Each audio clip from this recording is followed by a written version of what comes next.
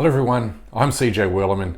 Don't forget to hit the subscribe button below and please help keep our show going and growing by supporting my journalism at patreon.com/CJWerleman. Now let's get into it. Western propaganda is a hell of a drug because it has you believing that Western civilization is responsible for all the cumulative technological advances that have given us computers, smartphones, modern forms of travel, and modern medicine. But did you know that none of these achievements were possible without the religion of Islam? I'm pretty sure you didn't, because nowhere in our official history books does it mention how the Arab Empire's love for science, technology, and knowledge saved Western civilization from the book-burning Roman Christian Empire. So in the remaining 5 minutes of this episode, I will explain how Islam saved Western civilization from itself. But first I must give credit where great credit is due, namely Dr. Roy Casagrande, who recently delivered a 2-hour presentation on this exact topic. Okay, we start with the year 285 BC, when Egyptians constructed the Great Library in Alexandria to collect and house all of the world's written information, making the Egyptian city the world's capital for knowledge and learning. Every conceivable piece of human knowledge was housed at the Great Library. Its sole purpose was to help the world advance technologically, allowing scholars to build on the work of others who came before them. Eventually became home to 500,000 written texts and our earliest great human discoveries.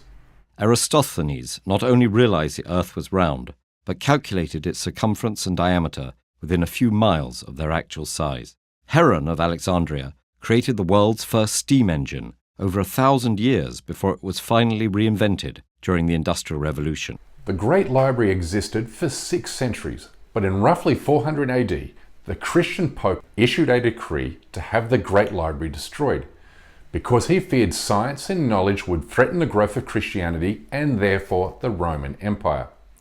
This crime is said to have set human civilization back a full 1,000 years, having destroyed texts that pointed to the future of technological and scientific progress.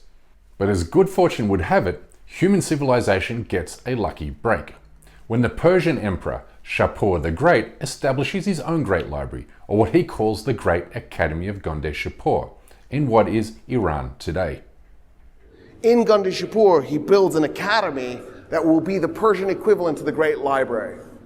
And he starts collecting books. He's having trouble getting Roman books because the Romans and the Persians hate each other so much, but he's having no trouble getting Chinese texts and Indian texts. And so he's adding those to the Persian knowledge. Lao Tzu, he gets Lao Tzu, one of the greatest philosophers in human history.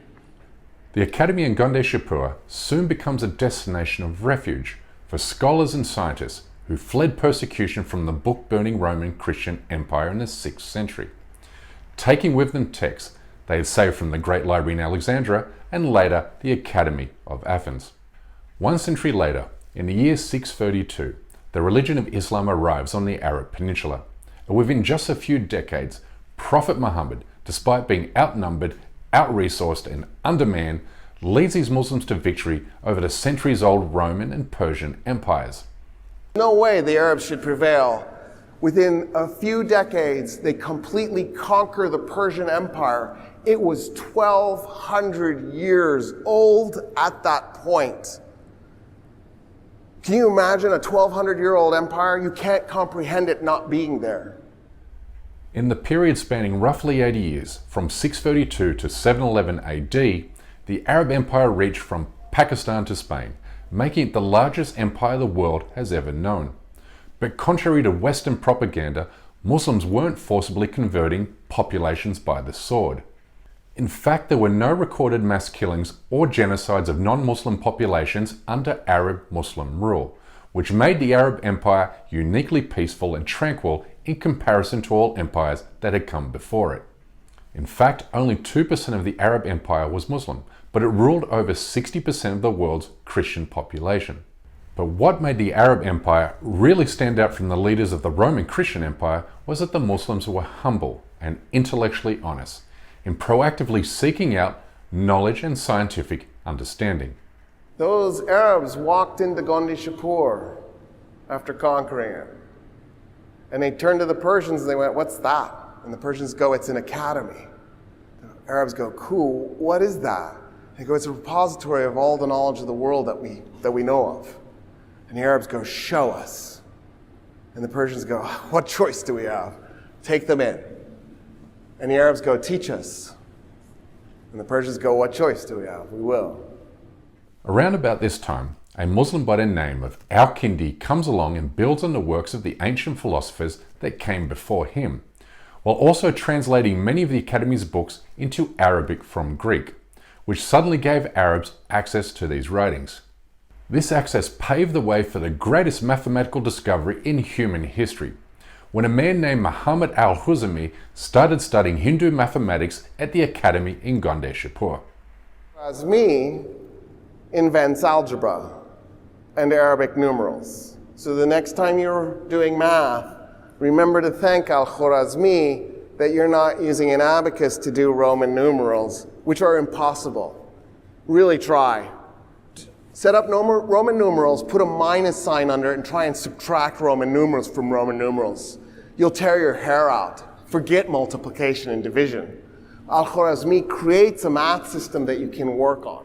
Without algebra, there's no algorithm. And without algorithms, then there are no computers, smartphones, space travel, or social media. Which means YouTube and the CJ Werleman Show is made possible only because of the mathematical brilliance of a Persian Muslim from the 9th century. Pretty cool, huh? But hang on just a minute, because your mind is about to be really blown. You see, we Westerns have been led to believe that the Italian physicist Galileo Galilei established a scientific method in the 16th century. But Galileo's discoveries were built upon the works of a Muslim named Hassan al-Haytham, who wrote the Book of Optics a full 6 centuries before Galileo was born. It was al-Haytham who came up with the scientific method, or what is the process of establishing facts through testing and experimentation, which makes al-Haytham, a Muslim, the world's first scientist. What I find so impressive about Ibn al-Haytham is how once he arrives at his mathematical theories, he then uses them to extend our knowledge of the real world.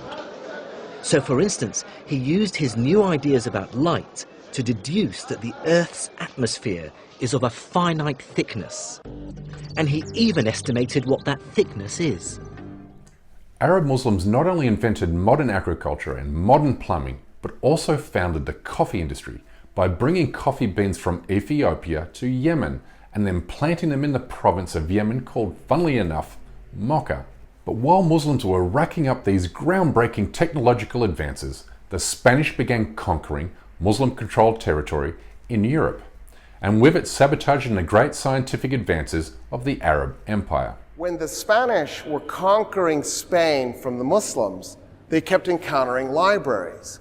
The popes kept issuing edicts to burn all the books, just like when they had burnt the Great Library and just when they shut down the Academy of Athens.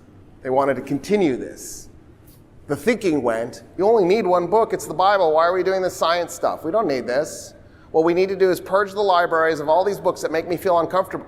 Oh, no, that's now. Oh, wait, no, that was then too. It's so confusing how nothing changes. Thankfully, however, a group of Christian monks defied the Pope's order to burn books by setting up an underground system to transport and keep safe critically important texts from falling into the hands of book-burning Christians. Many of these writings were kept safe by Muslims in Muslim-controlled lands. Eventually, Europe would emerge from its dark ages, but only after discovering the scientific and technological advances Muslims had enjoyed for centuries in the Middle East. The Crusades end in 1291. After the Crusaders start coming back, they go, you know what we saw when we were there murdering all those Muslims and Jews? They had indoor plumbing and medicine and crop rotation. They're talking about things have gravity and that light has a finite speed and that the universe originates from a point of information. And the Italians go, oh wow, that's so cool. Let's do that here. So there you have it. That's how we have today what some call Western civilization. Wrongly we've been indoctrinated with the idea that standing in the way of Western technological and moral superiority is the backwards and repressive Eastern Hemisphere. But it's important to understand that Islamophobia is constructed on the fallacy that Islam is a superstitious and backwards belief system that holds the Muslim world back from moral and technological progress, when in fact it was European Christianity that tried to destroy mankind's most significant scientific discoveries. In other words, Islam saved Western civilization from destroying itself. Anyway, that's my time for today. Please don't forget to subscribe to this channel, and we kindly ask you please support this endeavor by becoming a member of this show at patreon.com/cjwellman. We can't produce, sustain and grow this show without your help, and we offer exclusive benefits to those who do. But for now, good night, good morning, wherever you are, and stay blessed.